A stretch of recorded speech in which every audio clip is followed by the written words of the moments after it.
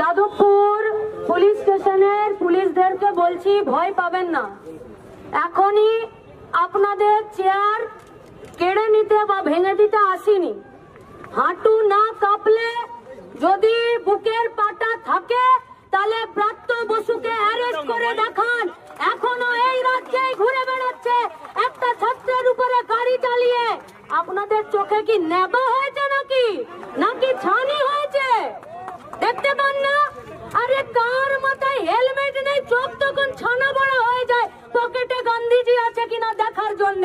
আর বড় বড় চোখ নিয়ে দেখতে পেলেন না একটা বাচ্চা ছেলের উপরে রাজ্যের শিক্ষামন্ত্রী গাড়ি চালিয়ে দিল। আবার একটা তৃণমূল নেতা বলছে কালকে 1 মিনিটে নাকি যাদবপুর দখল করে নিবে, বলেছে না? আরে ওটা একটা ইউনিভার্সিটি, নাম যাদবপুর, ওটা কলা বাগান নয় যে বাঁদরেরা দখল করে নেবে। গণতান্ত্রিকতা, মানবিকতা, নমনীয়তা এবং সরকারের দায়িত্বশীলতা প্রমাণ করে আন্দোলনের মাধ্যম পর্যায়ে কি হবে।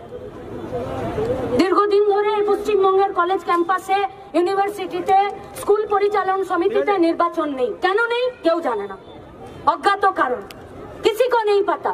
किसका मर्जी से यहाँ पर इलेक्शन नहीं होता है? किसका मर्जी से इंटरिम उपाचार्यरा आज के यूनिवर्सिटी गुलोते बसे आछे, किसी को पता नहीं। क्यों?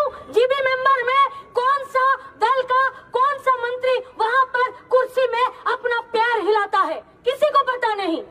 वो जवाब दीते হবে না রাজ্যের শিক্ষামন্ত্রীকে, নাকি তিনি শুধু বলেই খালাস যে বেশ করেছি নিজের দলের ছেলেপুলেদেরকে চাকরি দিয়েছি?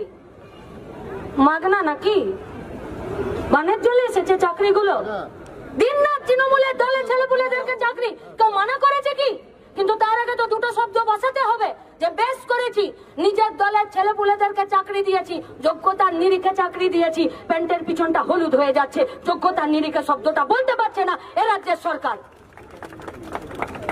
ছাত্ররা দাবি জানাতেই পারে যে নির্বাচন চাই, ছাত্ররা দাবি জানাতেই পারে কলেজ ক্যাম্পাসে গণতন্ত্র চাই, ছাত্ররা বলতেই পারে যে আমাদের পঠন পাঠনের ব্যবস্থা তার উন্নতিকরণ ঘটাতে হবে, ছাত্ররা বলতেই পারে যে পশ্চিমবঙ্গে ভারতবর্ষে যে লেখাপড়ার খরচ বাড়ছে সেই খরচ কমানোর জন্য কলেজ ক্যাম্পাসগুলোতে নির্বাচন, আর সেখানে ছাত্রদের প্রতিনিধি তারা সেখানে কথা বলবে। এখানে অন্যায় কোথায়?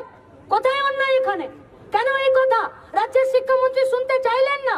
যদি সরকার মানবিক হতো, সরকার দায়িত্বশীল হতো, সরকার নমনীয় হতো এবং সরকার গণতান্ত্রিক হতো, তাহলে সরকার ছাত্রদেরকে ডেকে কথা শুনতো। 34 বছরে এরকম হয়নি। ছাত্ররা দাবি করেছে আর সরকার কথা শোনেনি, বসে আলোচনা করেনি। চাকরি চাইতে গেলে মজদুর আর নির্বাচন চাইতে গেলে ইন্দ্রানুজ, এটা পশ্চিমবঙ্গের ভবিতব্য হতে পারে না। তার জন্যই লড়াই, গণতান্ত্রিক লড়াই। নির্বাচন চেয়েছে ছাত্ররা, এর বেশি কিছু চাইনি। আপনারা ফ্যাসিস্টিক কায়দায় সরকার চালাচ্ছেন। কোন বিরোধী মতকে আপনারা মান্যতা দিতে জানেন না, কোন বিরোধী মতকে আপনারা শুনতে চান না। ছাত্ররা যদি সেদিনকে অন ক্যামেরাটা আপনার কাছে 1-2 প্রশ্ন করত, আমরা কথা দিচ্ছি প্রাপ্ত বসু নাটকের ডায়লগ ভুলে যেত, তাই বলাতে চেষ্টা করেছে। তাই সামনের ফ্রন্ট সিটে বসে রইলেন আপনি। আপনার লজ্জা করে না?